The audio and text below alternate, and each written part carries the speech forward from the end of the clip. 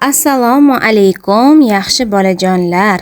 Bugun sizlarga aytib beradigan hikoyamning nomi Yo'qolgan tuyaning sog'-omon qaytishi deb nomlanadi.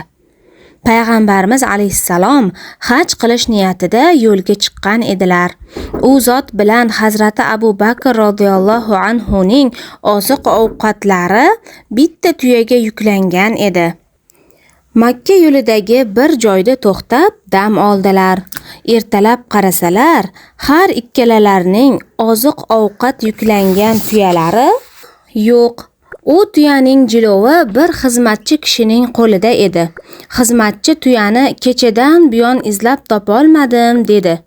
Abu Bakr radhiyallohu anhu ning jahli chiqdi. Bir tuyani eplab olib yurolmasang, sen qanday odam bo'lasan deya uni urmoqchi bo'lib qamchisini ko'tardi. Shunda Rasululloh sallallohu alayhi vasallam manavi ihromli kishining qilayotgan ishini qaranglar deya Hazrat Abu Bakr radhiyallohu anhu ga ishora qildilar va tabassum qilib haj safariga otlangan kishilarga bu tarzdagi jahldorlik durust emasligini bildirdilar.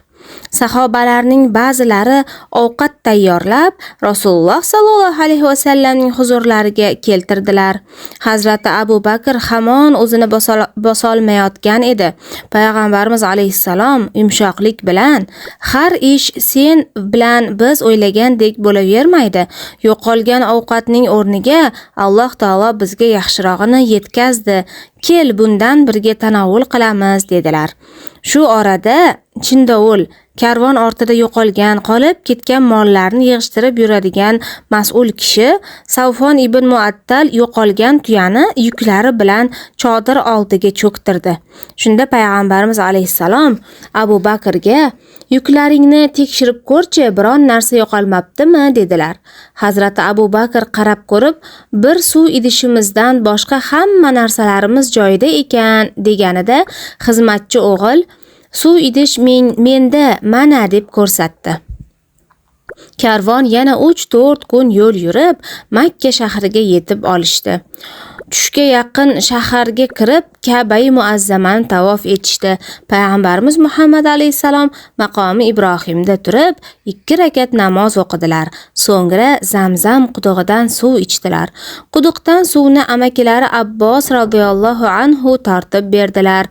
Agar ummatlarim mendan keyin quduqdan suv tortaman deb talashib yurishidan qo'rqmaganimda ichishga o'zim Zamzam qudug'idan suv tortgan bo'lardim dedilar.